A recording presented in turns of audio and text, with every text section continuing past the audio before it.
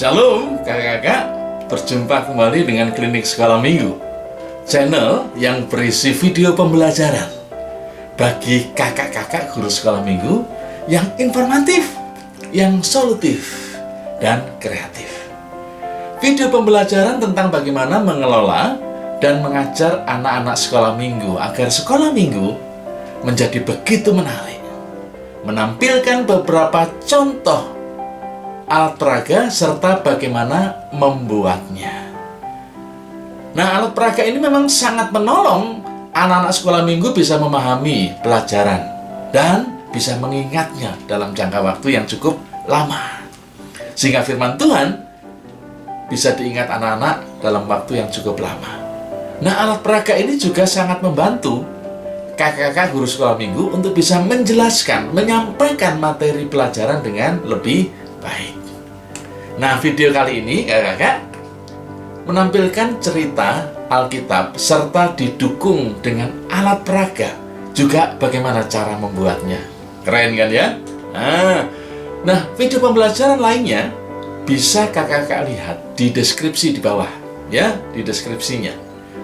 Cukup kakak-kakak klik ya, klik saja link yang berwarna biru, maka kakak-kakak bisa menikmati video-video pembelajaran dari Klinik Sekolah Minggu ini. Nah, pada kesempatan ini saya akan menyampaikan cerita yang diambil dari Perjanjian Lama, yaitu kisah tentang Musa di Masa dan Meriba.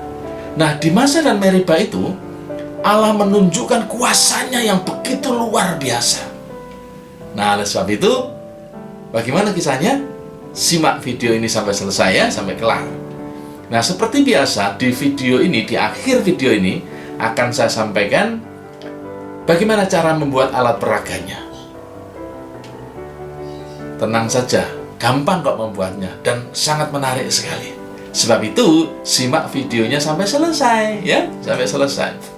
Nah, sebelum saya menyampaikan kisahnya, saya punya sesuatu ini, Kak. Nah, ini saya punya kantong kertas ya. Kantong kertas ya. Kalau dilihat ke dalamnya, ya coba lihat. Nah, ada sesuatu. Ya. Kalau misalnya dibalik begini, ya. Nggak ada apa-apanya. Nah, tapi kalau misalnya, ya, misalnya saya ketuk ini 3 kali, tak, tak, tak. Ya, perhatikan apa yang terjadi, ya. Perhatikan apa yang terjadi, ya. Ya, perhatikan. Ya, apa yang terjadi?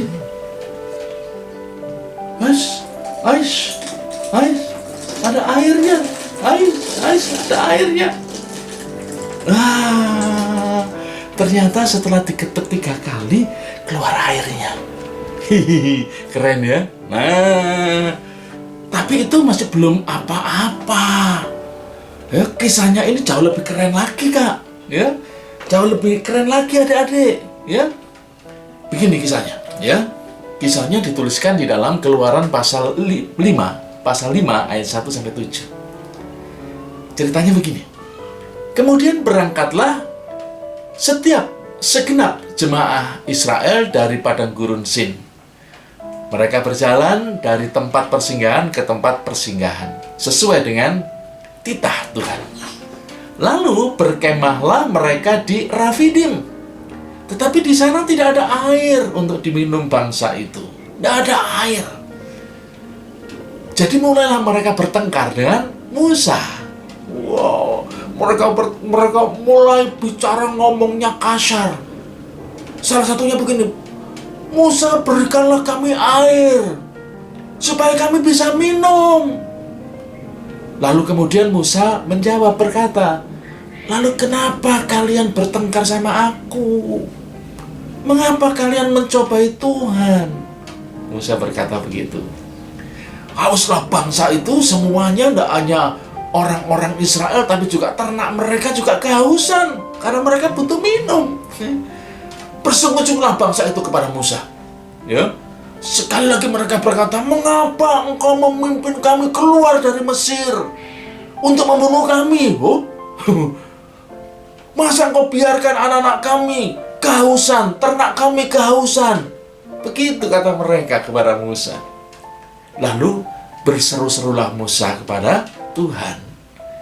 Kalau sekarang mungkin Musa berdoa sama Tuhan.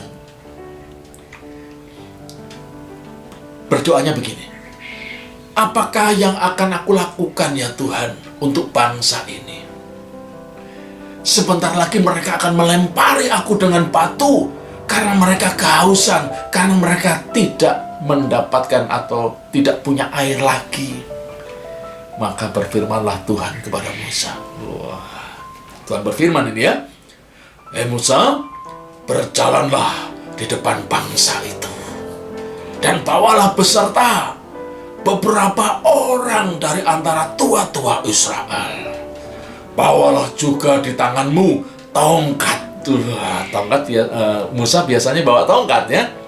Bawalah juga di tanganmu tongkat yang kau pakai untuk memukul sungai Nil itu, dan pergilah. Maka di sana, kata Tuhan begitu ya, aku berdiri di sana di depanmu di atas gunung batu Horeb, di Horeb. Jadi Allah berdiri ya di atas gunung batu Horeb. Lalu kemudian Tuhan berfirman begini, berkata begini, haruslah kau pukul batu itu dan dari dalamnya akan keluar air sehingga bangsa itu dapat minum. Wah, demikianlah firman Tuhan. Lalu Musa melakukan seperti yang diperintahkan oleh Tuhan. Ya, Musa memukul ya batu, gunung batu yang ada di depannya itu. Ya. Setelah dipukul, apa yang terjadi adik-adik? Seperti ini tadi, ya. Tapi ini kan kecil airnya. Kalau di sana airnya keluar. Wah, airnya keluar sehingga bangsa Israel minum air sehingga mereka tidak lagi kehausan. Nah, nama di tempat di mana Tuhan menyatakan kuasanya itu, ya, menunjukkan mujizatnya itu, dinamai dengan tempat Masa dan Meriba. Kenapa begitu? Karena orang Israel bertengkar, ya, dan oleh karena itu mereka telah mencobai Tuhan dengan mengatakan, adakah Tuhan di tengah-tengah kita atau tidak? Ya, jadi Masa dan Meriba itu artinya adalah orang Israel bertengkar dengan Musa. Meriba artinya orang Israel berusaha untuk meragukan kuasa Tuhan. Tapi kemudian Tuhan menyatakan kuasanya, ya. Setelah batu dipukul, tak begitu, ya, maka keluarlah air yang bisa diminum oleh orang Israel. Nah, keren ya Tuhan, ya. Tuhan itu apa yang tidak bisa dikerjakan Tuhan, ya. Tempat yang kering, batu yang kering yang tidak ada airnya, Tuhan bisa keluarkan air melalui batu itu. Nah, adik-adik pun juga begitu, percayalah bahwa Tuhan juga bisa melakukan yang lain-lain yang lebih daripada itu, ya. Kalau adik-adik perlu pertolongan Tuhan, berdoa sama Tuhan, ya.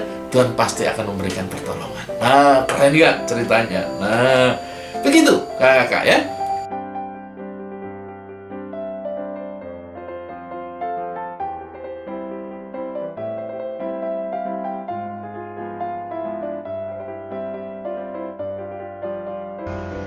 Nah, sekarang akan saya tunjukkan bagaimana cara membuat alat peraga tadi, ya.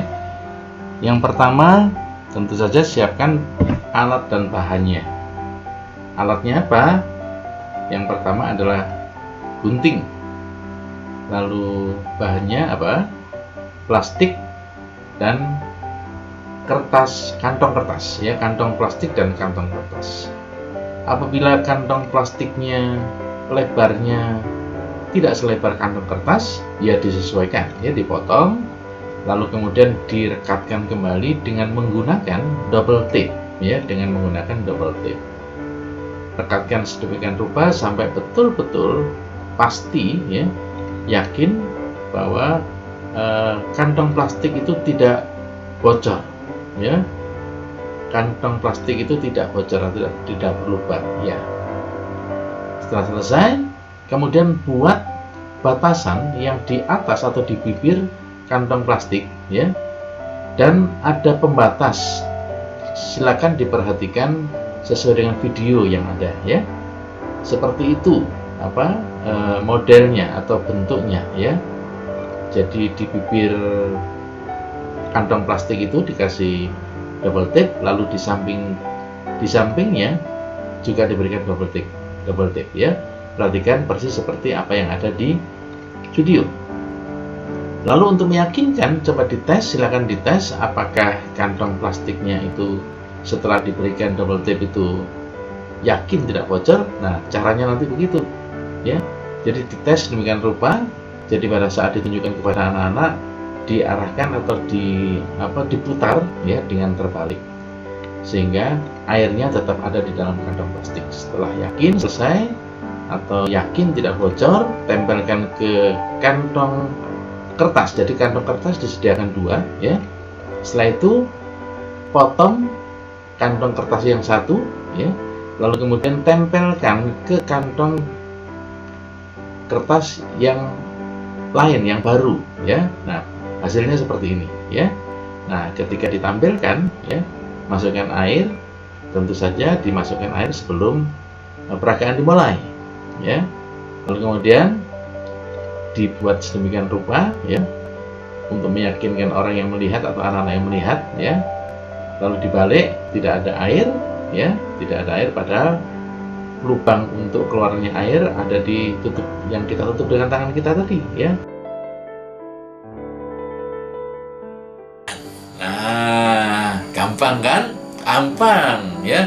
Kalau kurang jelas, ulangi lagi video tadi ya, diulang lagi sampai bisa untuk membuat alat peraga tersebut. Nah, selamat mencoba kakak-kakak ya, selamat mencoba.